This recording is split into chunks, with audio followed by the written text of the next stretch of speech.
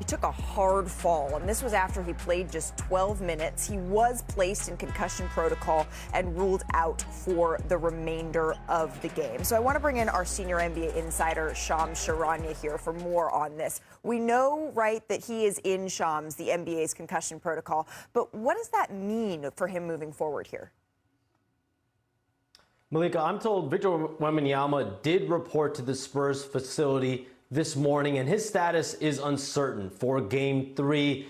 I am told that Victor Wembanyama is hopeful to travel with the team on Thursday to Portland, but he and the team won't know for sure until then. Right now, he's in the concussion protocol, and that means he cannot participate in unrestricted activities for at least 48 hours. So that would be Thursday night. But he could do some gradual light work starting tonight if his symptoms don't worsen. And last night, when Victor Wembanyama was evaluated, he was diagnosed with a concussion. So that timeline for that protocol started last night. He then ended up going home right after the diagnosis to then rest and recover. So the Spurs are taking this very much day by day with Wemby. Okay, so 48 hours from the time he is placed in concussion protocols at least. One thing, though, Shams, that Mitch Johnson did say that I think is important is that he's not being evaluated for anything else other than a concussion. So when he hit the ground really hard, people were wondering about his jaw, maybe his head. Right now, it's the concussion that they are looking at. Shams, thank you very much for that insight. So keeping in mind that 48 hours, let's just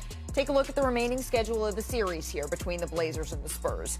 Game 3, Game 4. They will be in Portland Friday and Sunday. You can catch Sunday's game 3:30 Eastern on ESPN. I do think it is worth noting it's a 10:30 p.m. Eastern tip-off on Friday and then an early tip-off on Sunday. And then if necessary, you see Game 6, Game 7. They will be Thursday, April 30th, Sunday, May the 2nd. As we welcome you inside our Los Angeles studio, Brian, I turn to you here first. When you saw Victor go down like that, and knowing how long, I mean, 48 hours is one thing, but typically this can be 5 or even a week before we could see him back. Right. So first off, we have to acknowledge that concussion symptoms are unpredictable. That's why they have a protocol, because sometimes they show up later.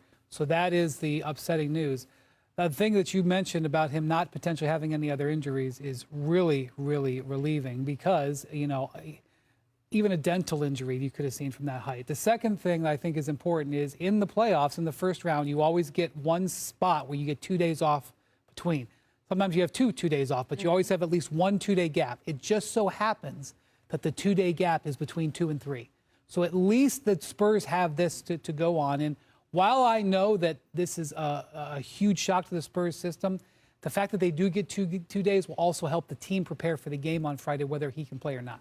I think that's the biggest point, is that you get 72 hours to prepare for Friday night. And certainly that lineup that they had out at the end of the game, that kind of that small ball lineup, and they had Luke Cornett out there with all the guards out there. I think that's probably, if Victor doesn't play, that's probably what we're going to more see. But time will tell as far as if we're going to see him on the court. Yeah, and right now, I mean, we're glad that it's certainly nothing more than a concussion, but this can be incredibly serious. So we're just hoping for the best here for Victor Wembanyama. But there was still a game, Chene, to be played. So let's take you out to San Antonio to see how this one went down. We're going to pick this one up with under 10 minutes left in the fourth quarter here. Devin Vassell shoots, knocks down the jumper, Chene. You're going to need more of that without Victor Wembanyama. The Spurs backcourt has to step up, and you need to see more plays like this from D-Fox as a facilitator. Luke Cornett has been absolutely incredible. I did not know he had that in his arsenal. Scoot Henderson, though, speaking of incredible, Euro steps his way inside, possibly his best stretch here as a Blazer. Without question, considering he missed 50 games this year with a hamstring injury, just amazing to get this in this time in the season. Henderson knocks down the 3 there. Next Portland possession here. Henderson kicks it out to Robert Williams, the third. Okay, get you a big man who can do an assist. You don't have that on the bingo there card. To clean it out. Have your teammates back. 17 seconds left in the fourth. Denny Avdia drives to the paint. Oh, the D-cell there on the pass. Gives it to the Time Lord. It is worth noting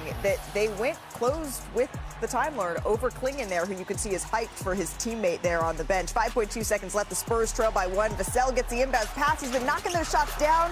Good look. Just couldn't quite get it to fall. Still can't believe that one didn't go down. So the Trailblazers, they steal game 2, and they even up this series as they get the 106-103 win here. So San Antonio, remember, they were up by 14 points entering the final 8 minutes and 30 seconds of the fourth quarter. But the Blazers, they went on to close the game shooting 10 for 15. They outscored the Spurs 12-0 in the paint, and San Antonio's backcourt, they didn't make a shot over that stretch. They were 0 for 7. So we don't know, of course, how long Wemby is going to be out for here, as Kendrick Perkins joins us for this conversation as well. Chiney, you mentioned De'Aaron Fox, him needing to step up. Perk, who do you think needs to step up here? Oh, it's De'Aaron Fox for sure. I mean, when you talk about going on the road, the one knock against the San Antonio Spurs, while a lot of people didn't pick them to win it all, is their lack of experience, right? And so you're going on the road possibly without your generational talent. You need a veteran like De'Aaron Fox, a guy that has been in this moment, to rise to the occasion and level up. They don't need him to be popular. They need him to be powerful. One of those performances that we saw when he went toe-to-toe with Steph Curry a few years ago when he was in Sacramento. That's the type of impact he has to have, especially if they don't have Wemby and going on, because Portland is an underrated city when it comes to their fan base. It get rowdy in that arena. Oh, interesting, Perk. I was listening to you yesterday, and you were talking about the Knicks and the Hawks, and you said, oh, when you're in Atlanta in the playoffs, it's like the clouds. So there are a lot of underrated cities in your eyes, but I feel like it's more than just, De'Aaron Fox. It's the entire backcourt. Because right now they're getting big performances, not just the play-in, but also the playoffs from Deni Avdija. And then you have, obviously, Scoot Henderson showing up and having those out-of-the-character and times 30-plus points. It's going to be Stephon Castle. It's going to be Devin Vassell. The whole backcourt for the Spurs have to step up. But most importantly, I really felt like they were going to eke this out. And that's why I really think that the Trailblazers stole one. Because your star player goes down. You're at home. You have one of the best fan bases excited for this moment in the playoffs. And then you just didn't have that momentum down the stretch. And you made an important stat about how they shot so well in the paint because there was no helicopter there as well. And so they have to, now, I guess sometimes when you know someone's not there, you can scheme and prepare more accordingly. But I even thought that given the circumstances that they would pull this one out, they have to understand that they lost one. One thing that did happen was that Toumani Camara, who's an all-defensive player, he typically would have guarded Wembanyama down the stretch, and because he didn't have that assignment, everything adjusts. He went out to De'Aaron Fox. Sure. He didn't make the highlight, but he had 8 points in the fourth quarter. He actually had one of the most impactful games he's ever had. But freeing up Kamara from having to defend the interior to the perimeter is a significant difference that changes things in this series. And we're talking about the backcourt, which is absolutely important when you're talking about a clutch player of the year needing to be able to carry the offensive load here. But there were stretches, we talked about how good Luke Cornett has been, Bobby. There were stretches down in that game where the Spurs, they decided to go with no center out there. And they were outscored by 7 in those minutes. So when Luke Cornett's not on the floor and Victor's not on the floor, where do you think San Antonio needs to adjust? Well, it turns into a jump shooting team. There's no points in the paint. And what you saw with Portland was they went to a more athletic center in Robert Williams, and they took Donovan Clingan out the game, and that really kind of changed the dynamics there. So I think, how do you combat that if you're the Spurs there? It's similar to what we saw with the Denver series. You get tired legs, you start to be a jump shooting team here, and that's something that happened. I'll say this. For Portland, I'm going to throw a number out, number 40. 40 is the number of possessions that closing unit played all season long here. Wow. And if we're going to give flowers out, I'm giving it to Tiago Splitter, their coach, who has really pushed all the right buttons, not just during the regular season, but certainly in the play-in and also in Game 2. And coaching through sort of a strange situation right now as well. Before we move on elsewhere in the Western Conference, Scoot has been the MVP of this series for the Blazers. Well, Deni Avdija had an awesome Game 1, but yesterday, he had no points in the fourth quarter. Scoot Henderson was a difference-making player yesterday, no doubt. Absolutely, and this has been a long time coming for Scoot, who's dealt with a lot of injuries in his career. All right, let's go to what was maybe the shocker of the night in Los Angeles. Kevin Durant, he was back. He returned for Houston, but Chiney, they still had a problem. Major. It was good, though, to see LeBron and KD going head-to-head again in the postseason, playing meaningful basketball for the first time since the 2018 finals. It was LeBron, though, who had the upper hand in this matchup. The trio of James, Marcus Smart, Luke Kennard, they scored 43 of the 54 first-half points for the Lakers on Tuesday night. And despite a 20-point first half from Durant, LA led by 3 at the break. So let's go ahead to the third here. The Lakers, they used a steady diet of the pick and roll here. LeBron finding DeAndre Ayton for the two-handed jam. Oh, that's where the defense of the Rockets, normally that's their strong suit, but Alperen Şengün was too high and was laid on a couple of those possessions. That was the highlight of the night, the two-handed reverse. Here's James talking about that dunk. I don't even know what that was about. I gotta sit there. I gotta sit down somewhere. 41-year-olds on set. Can we still get up like that? Look at this comparison, the side-by-side back in 2004. All right, and then more out of that pick and roll here, Chanae. James drives. Traumatize me real quick. But honestly, I was just so happy to watch LeBron James cook, not only score like we saw in that dunk, but also facilitate. This was a masterclass by a 41-year-old. Uh-oh, you know what time it is? Oh, man, it's island time. Put you on an island. James gets inside, finishes with the left, and then 2.5 to play. The Lakers up 5. Marcus Smart hits Wide the open. corner 3. For a playoff game, there was such little resistance by Houston on defense. And here's the icing on the cake. LeBron backdoor cut, two-handed jam. He finished with 28, 8, and 7. So let's take a listen to Kevin Durant on what went wrong. What was he seeing from that Lakers defense? They start doubling me from possession 1, man. Like, I think I got to be better at not putting my teammates in bad positions when I swing that ball. Sometimes I could beat the double, get downhill, make the shot a little easier for him. Shoot the ball, I mean, two to three people on me, I shoot the ball, we can get offensive rebound. I'm trying to make passes, I'm trying to make the correct, swing the ball sometimes, but I feel like I got to shoot more of those and put my teammates in better position. They're making threes, and we're not. We're getting way more shots than them this series at the rim. We're getting the same amount of threes up. The offensive rebounding well. The difference is they made shots. They got guys that's knocking down shots. I was in that press conference, and I don't think KD was so much surprised by the double team because he saw it so much in the regular season, but there was no answer that they had out of it. You used a good word. You used an SAT word on the Wildly Successful Hoop Collective podcast about the approach here that we need to go, the two-pronged approach for... Bifurcated. Yeah, there's two things going on here. At one point, wait. First of all, you got to define it. You got to explain it. We're going to take a bifurcated approach to this discussing. I think the Lakers, there's two things going on, basically. Perk, it means two things are going on, all right? Okay. The one thing going on is that the Lakers are doing a great job. Yeah. Okay, they have a really good game plan. They got 48 points from Luke Kennard and from Marcus Smart yesterday. That's probably akin to what they would have gotten from Doncic and Reeves, okay?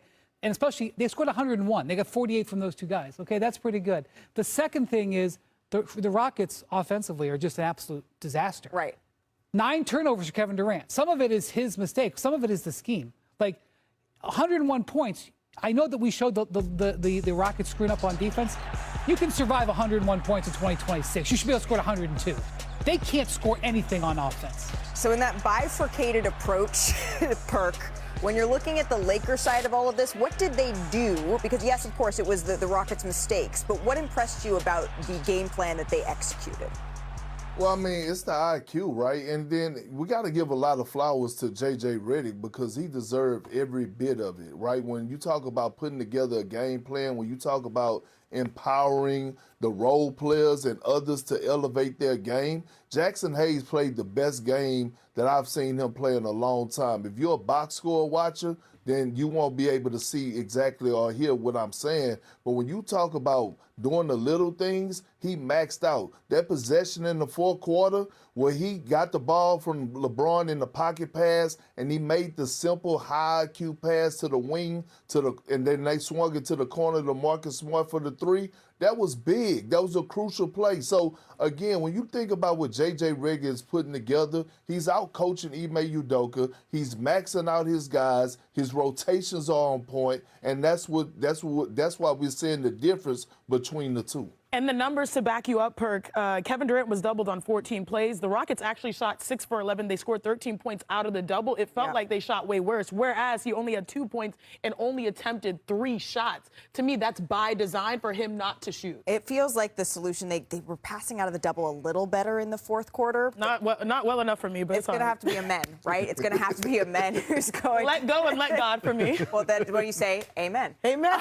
Coming up here, that's where I thought you were going. How do you feel about the nickname VJ Max? Love it. You love it? Do you even know what TJ Maxx is?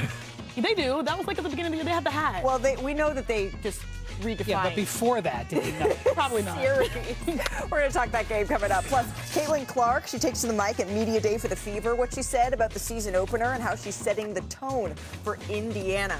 Oh, nice picture. And Victor Wembanyama, he is in concussion protocol, but what does that actually mean? Tim McMahon, he's going to stop by to break down the timeline, the actual next steps, just point by point, and then the realistic outlook. Could Victor be back for Game 3? Court VJ Edgecombe, Tyrese Maxey, they combined for 59 points. So let's go to Beantown to see how this one went down. We're going to pick it up in the first quarter here with Jaylen Brown attacking the rack. Ooh. Oh, no. How do you feel about that tee? I'm going to allow the trash talk after that. Absolutely. I think it's absolutely allowed. Let him play. But we would, Shanae, see the VJ Edgecombe effect early and often in this one. He came out aggressive. I know we have a Rookie of the Year battle, right, between Khan and Coop, but he's been such a delight to watch. That's a Malika Andrews word because he is just explosive. But when he's knocking down threes like this, he's truly a game changer. We love a delight. He recorded 20 points in the first half, became the first 76ers rookie with a 20-point half in the playoffs in the play-by-play era. He wasn't done making history. Let's jump ahead to the fourth here.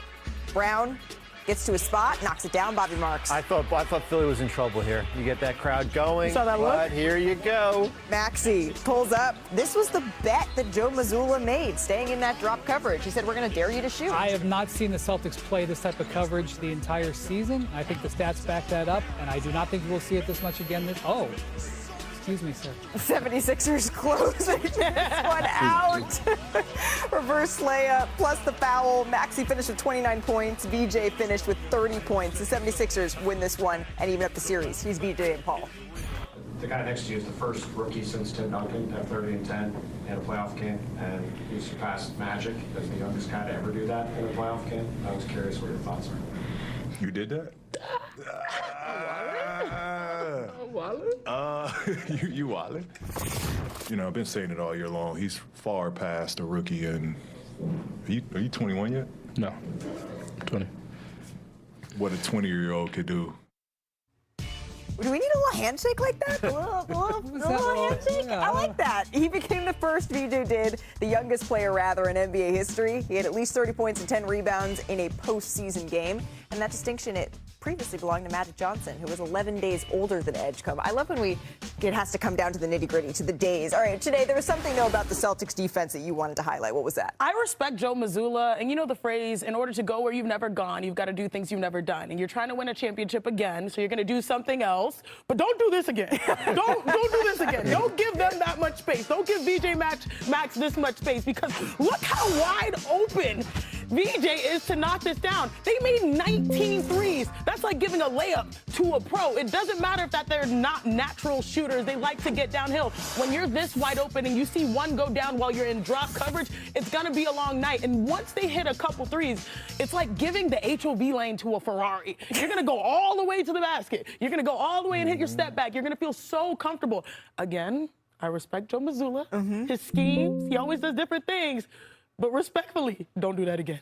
Don't do that. I think everyone learned their lesson. I think they did. And if you didn't learn your lesson from that game, you learn your lesson from the other two games that Philadelphia won during the regular season. Who wins the three-point battle will win this series. In the 6 games played this year, the wins for Philadelphia, 42% from 3. Boston shot 28% in the losses here. So that is going to be the key. Right. If you can make threes, you're going to win the series. Well, 13 of 50 is not what the Celtics want to shoot from 3, but we know that, Perk, they're a high-volume three-point shooting team. What adjustments do you want to see from them as this series shifts back to Philadelphia? Well, one, I want to see Jaylen Brown, Jason Tatum, Derek White, two-way players play some damn defense and lock that up, all right? VJ Edgecombe them had their moment, but you're not going to change the Joe Mazzulla system offensively. This is who they are. This is the recipe that won them a championship. They're going to continue to shoot that. I would like at times to see a little balance, especially with Jason Tatum, using him in the low post, mid post, even at the nail action, even with Jaylen Brown. Put Tyrese Maxey in a lot of situations where he have to guard those bigger guards in certain areas where it create a mismatch, and, you know, get them an opportunity to probably put them, you know, get them in foul trouble or get them to the free throw line. Well, and then the question of Joel Embiid hangs over this entire series, right? Now that it's even, does that give Joel a little bit more time? We know our Tim Bontemps said he's returned to some ramping up activities here. All right, that's what's happening in the NBA playoffs. We're also, though, a little over 2 weeks away from the start of the WNBA season. Training camps, they're in full swing in the Indiana Fever. They had media day earlier today. Caitlin Clark, she was open about her return from injury, the differences we're going to see with Indiana and her back on the court this season. Here's Caitlin Clark. Yeah, I think a little bit of off-the-ball stuff. Like, I think mostly on dead balls. Like, I'm the best. I think I'm the best transition player in the league. That's where I thrive. Everybody knows that's my game. So, you know, getting the ball off of rebound or in transition, like that's probably when I'm going to be the primary ball handler more than anything. And then getting off the ball a little bit and catching your breath. Like, it is exhausting bringing the ball up 94 feet versus pressure every single time. So we certainly need to find somebody that can handle the ball a little bit and give me a little bit of a break. And I think Raven and Ty and even other people through camp, Tori's done a great job. I think there's a lot of different things that can give us a lot of different looks and just makes us harder to guard more than anything. I'm just glad to see her back and healthy, right? Yes. We didn't get a full healthy season. And they look here at the 2026 W season schedule for the games on ABC. Keep in mind the doubleheader on opening weekend. It's also going to be available on Disney+. And ABC is going to have 2 more doubleheaders in the first half of the season and then carry 6 standalone games. We will see you there, Malika. We are going to be working, girl. Coming up on NBA Today, a live report on how Victor Wembanyama is doing. Our insiders will tell you what they're hearing for Game 3. Plus, are the defending champs, the title favorites, are they playing under any added pressure in there of the Rockets and the Lakers? The Lakers, of course, lead that series up 2-0.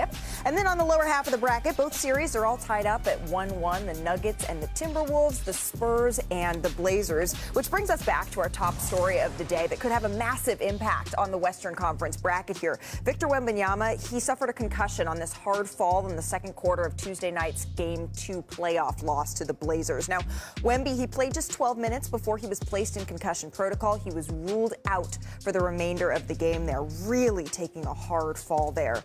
Concerning for everyone involved. As we say hello to our Tim McMahon, who we know, Tim, that Victor, he suffered this concussion after this loss. What do we know about his availability moving forward here for Game 3? Yeah, clearly there's uncertainty here. He's in the concussion protocol. They're going to go step by step with that. Obviously, closely monitor his systems. You know, I was told taking it day by day, but they have to come up with a plan and prepare as if he won't be available in Game 3. If he is, great, but they've got to get ready to play without the face of their franchise. Now, this is a situation that they've been in some this year, and they've had success without Victor Wembanyama. They were up 14 with 8.5 minutes left to go in this game. They didn't lose the game because Wemby got hurt. They lost because they couldn't close it out. But 12-6 this season without Victor Wembanyama. That includes 2-1 against the Portland Trail Blazers during the regular season. De'Aaron Fox had big games in both of those wins without Wemby over the Blazers. And look, there's going to be a lot more on his shoulders, especially if this is another close game down the stretch. But don't know yet. It's too early to know whether it's possible for Victor Wembanyama to play in Game 3. But again, the Spurs, they've been here before in terms of not having to face their franchise. And, we will they have to go forward without him for Game 3. Yeah, certainly they have a lot of experience playing without Victor Wembanyama, but you'd have to think, Tim, that if the Spurs are going to get to where you're standing right now, which is playing Oklahoma City, which is a matchup we're all looking forward to, they're going to need their full complement of players, including at some point Victor Wembanyama. So we certainly hope he gets better soon. Thank you so much for that insight. The good news, though, for San Antonio, depth is not a weakness, right, for this team. They had 7 different players average 10 points a game. That's tied for the most in NBA history. And Keldon Johnson, he was one of those 7, and he appeared in all 82 games off the bench. Our very own Michael C. Wright caught up with Keldon Johnson on his ranch. Yes, I said that, Chanae. We got to get down to Texas. Yeah.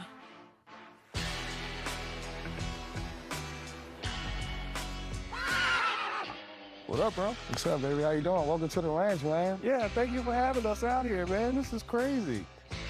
Oh, like the mini goats coming? Yeah. I saw some llamas, too. When did you get the llamas? Easter morning, we got the llamas. They've been getting acclimated, so, the donkey's been chasing them around a little bit, but, they ain't used to the life out here. Name's Bonnie and Clyde? Bonnie and Clyde. Who named them? You? Yeah, me, for sure. Well, I got some questions about basketball, man. Oh, for sure, let's do it then. What will it mean to play in your first playoffs after like this long 7-year journey, man?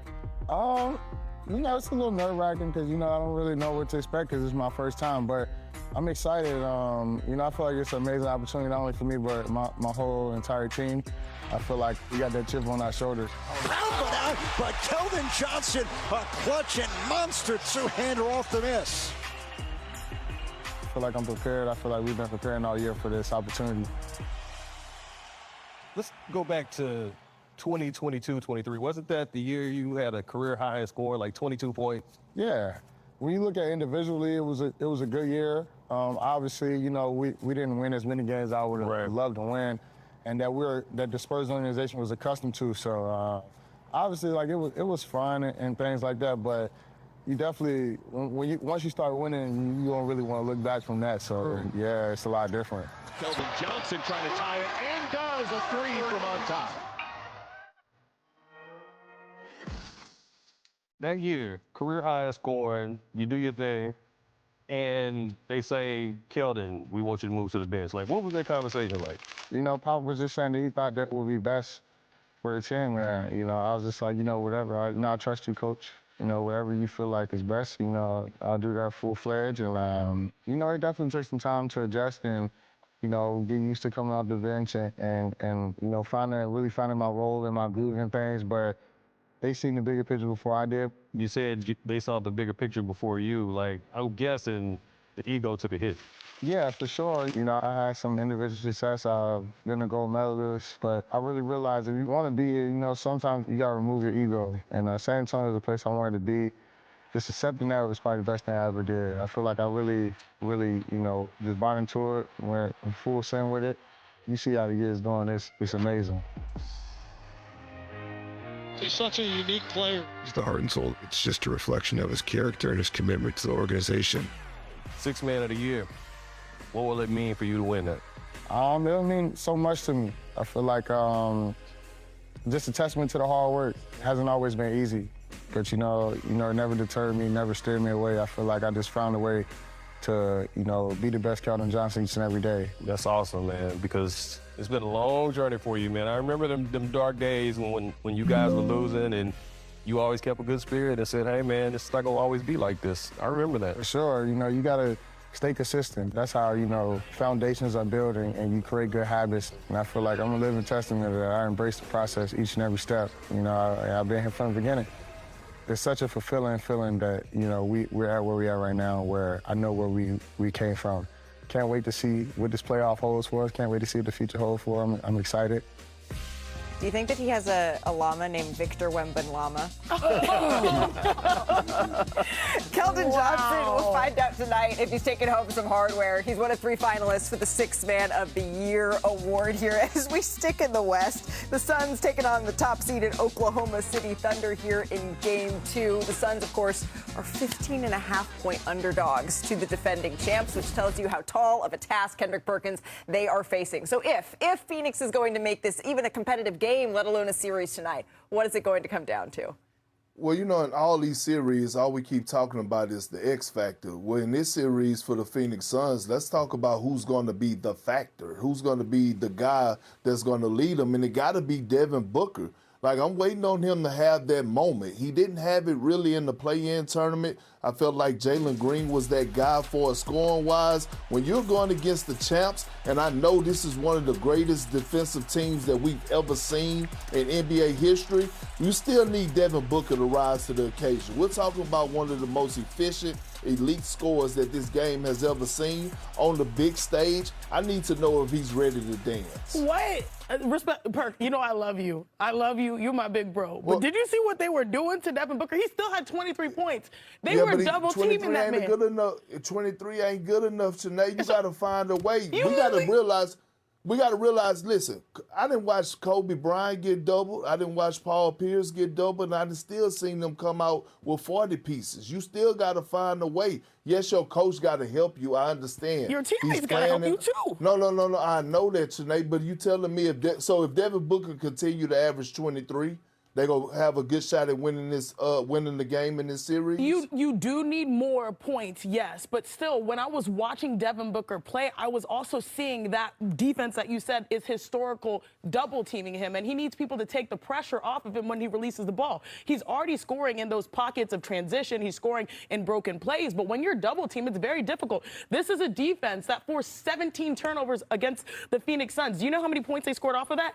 34, whereas they took care of the ball. They themselves, the Oklahoma City Thunder, only committed 6 turnovers. And so for how many points? For 2. For 2. So, like, I understand that we want a Devin Booker moment. Trust me, I love that. He's one of my favorite players. But by design in the playoffs, they're going to attack that man until someone else beats them. Someone not named Devin Booker. It's got to be Jalen Green showing up in big moments. We've seen in the play-in, he's exploded. He's had some big games. If he is able to drop 30 or so, that takes pressure off so the defense can move and adjust. But right now, they're just circling around him. Yeah, I know. Yes. You know what my grandpa used to tell me, God rest his soul, right? When two people disagree, the next word is bet. Oh, we go. Oh. All right. Well, then that perfectly brings us to our betting segment. They're going to bet a llama. Texans are going to bet a llama. By DraftKings Sportsbook. All right. Let's roll through a couple of these here, starting with you, Shanae. And for all of these reasons, I am betting that Jalen Green scores at least 18 points. You need about 25 or 27 from him to take the pressure off of Devin Booker. And speaking of Jalen's, let's go to J-Dub. He will get at least 5 rebounds in my eyes because he's playing aggressive and he's also leading the break when SGA doesn't have the ball. And speaking of SGA, he's due. He's due. He had 25, I think, in game 1. He likes to get to that 30 line, so I like SGA, the front runner for MVP, to be productive. Kendrick. Kendrick. I'll add that all up, plus 390 on DraftKings Sportsbook. All customers can get a profit boost every day of the playoffs. Download the app, use the promo code SCREEN when you sign up. A llama? We're adding that. The NBA playoffs, the first round continues on ESPN. What day of the week? Wednesday. That's right. The Pistons host Paolo Banchero and the Magic. Then the defending champs, SGA and the Thunder, hosting the Suns. Coverage tips with our friends Ernie, Kenny, Charles, and Sack. That's at 6 o'clock. Do you ever do that? You're like, today feels like a Thursday, but actually it's a Wednesday. We got a big game coming up here on NBA Today. The SEC Player of the Year. There you go. Arkansas. He did it again. He is a monster. After leading Arkansas to its first SEC tournament title since 2000, Darius Acuff Jr., he went on to score 88 points in 3 NCAA tournament games. By the way, that's the most by any freshman in their first 3 games in tournament history. Acuff, he also passed a Hall of Famer, Bob Pettit, in the process for the most points by any SEC player in their first 3 career NCAA tournament games, which is pretty impressive. And with that, we welcome in the SEC Player of the Year, the Bob Cousy Award winner, Darius Acuff Jr. Darius, welcome to NBA Today. Thank you for having me. We are very, very excited to chat, especially because I know the draft is coming up very quickly, and you're here with some really special news to share. Yeah, first I want to just thank God. I want to thank my family, of course. Without them, I wouldn't be here. I want to thank all the coaches that I've dealt with in my life, all the teammates, and with that being said, I'm going to be declaring for the 2026 NBA draft. Declaring for the draft. Congratulations. I know your friends, your family are here as well. That is huge. That is huge. Congratulations. And this comes after you had a really historic season at Arkansas, right? You became the first player to lead the SEC in points and assists since Pete Maravich. When you look at your game, what are you most proud of in terms of the body of work you put together? Just winning with my teammates, I say. The main thing I always want to do is build a relationship with new guys. Coach Cal helped a lot with that. He had a lot of success with point guards, so I learned a lot from him for sure. Speaking of Coach Cal, he has a long history of coaching NBA guards. Derrick Rose, John Wall, who you built a relationship with, SGA, and our very own Kendrick Perkins. He said that out of that entire list, you to him are the most impressive. How does that compliment sit with you? I see you have your game face on, but that has to mean something. Yeah, no, it's definitely a great feeling. Perk, my guy, he's a great guy. He's funny. Yes, he's real funny, but I mess with Perk a lot. That's my guy, and just to hear that coming from him, he's an NBA legend himself. So just to hear that coming from him, it's a great feeling for sure. Now, gosh, I'm going to have to call him an NBA legend every time on the show now. All right, Perk, I get it. But your preparation, it began long before Arkansas, right? Your dad, he played for Eastern Kentucky in the 1990s. What did he teach you? What was it like when you were growing up with him? It was mainly basketball, but he definitely taught me how to be a man, how to handle myself. He always told me just be yourself. Don't ever change for nobody. And, you know, I always live that way. And, you know, if you look at me and you look at him, you would think we're the same person. So everything I learned is from him for sure. Oh, I see you looking over my shoulder because Pops is here, proudly smiling as you're talking about him. So be careful how you answer this next question. When was the first time you beat him one-on-one? That took a while. I ain't even gonna sit up here in front. That took a while. Probably like COVID. We was in the park. I think I beat him once. And what was the excitement level when you did that? Nah, I was lit for sure. He was more happy than me though. I don't really think like he beat me for like a couple years straight. I ain't gonna lie. I was mad about it, but once I got him, I was good. Yeah, once you got him, and then you never looked back from there. Yeah. We are talking a lot on this show right now, of course, about the NBA playoffs. It's the best time of year, and you were saying that this is really when you lock into NBA basketball. Do you envision yourself how you can make an impact on playoff teams when you're watching this level of hooping? Yeah, most definitely. I see myself there next year for sure. That's one of my goals. Just watching the NBA, even in person, seeing the Lakers game. That was definitely a great feeling. It was a different feeling. It's a way faster paced. Teams are playing way harder because they're playing for a championship. So I definitely see myself there for sure. And that's the type of confidence that you want to enter the NBA with. And, you know, I think for fans who are watching the show, they became familiar with you if they weren't already during your NCAA tournament run. But just in case anybody needed a reminder, we do a little segment here. It's called the Top of the Top. So I thought we would take a little hike over here to our big board. And we have a couple of highlights here that I'm hoping that we can walk through together, because I'm hoping we can start here with top handles. We saw this on full display. We're going to pick this up, if we could. Director Matt, please. Oh, this one is against LSU. Crossing up the big man. Yeah. What'd you see on that read? The defense was kind of focused on me. I needed a bucket, so anything I had to do to go get one, he cut me off, so I had to make another move. And here, this is on Texas A&M. Yeah. Nice little step through. Yeah. Euro. Hey, I'll work on that for sure. Well, the proof is here. Yeah. Top dimes, because you have vision here. This is again against Texas. That's my favorite one. Why is that? Because he finished it like that. That was crazy, but the look off was great too, though. Right. But the dunk was more impressive. Did you let him know, like, hey, when I pass off like this, you gotta Yeah, finish he it? know though. That's TB. He willing to do anything. And then this one against Oklahoma. Yeah, it was just a wraparound pass. I had to read it, so just read the defender. That was the best pass for sure. Nice read there. Shooter shoot.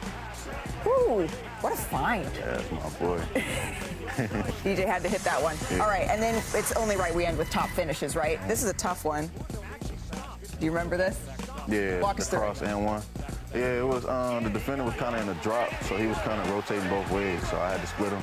And, you know, I knew his body could, like, block it, so I just got into his body, got the and one. I see things like this. You got to hear the Kyrie Cubs and people go, oh, I see the smile on the jam. Yeah.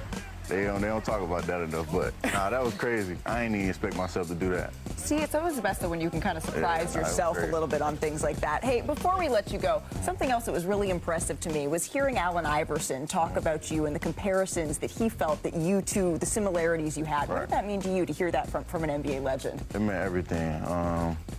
When I first watched his highlights, I told my dad this might be my new favorite player. Really? Yeah, of course, because I wasn't old enough to ever go watch him play, so I never seen it. But YouTube was enough for me. I'm gonna be honest. We got a lot of similarities. He one of the reasons I got cornrows, so he inspired me a lot. His game, he always told me just play every game like it's your last, and you know I take pride in that for sure. And I love watching AI, man. I cannot wait to see you take that type of mentality plus those highlights to the next level. Darius, thank you so much. Best of luck, and we're going to see you at the draft in June. The Magic proving that they have a lot left in the tank. The Magic take game one at Little Caesars Arena. So first win. Just one though. 3 more, baby. Well, the biggest upset we saw early on was the Magic going into the Pistons' house and taking game one, Kendrick Perkins. So tonight, for this series to be even, what are the Pistons going to need to do here? It's not what, it's who. I need that big man to cause big problems. And I'm talking about Jalen Duren. Damn it, I voted him third team All-NBA. He needs to perform and act like it. He needs to be Robin to Cade Cunningham. 8.7 rebounds, that's my stat line. He need to be 20 and 10. He need to dominate. He need to bring that physicality. And he need to show his versatility, because with them missing Dennis Schroeder from last year, Tim Hardaway Jr., Michael Beasley, he needs to make up that ground and be that bona fide second option and get this win tonight. I'm going to follow up on Perk here. They got to win the points in the paint.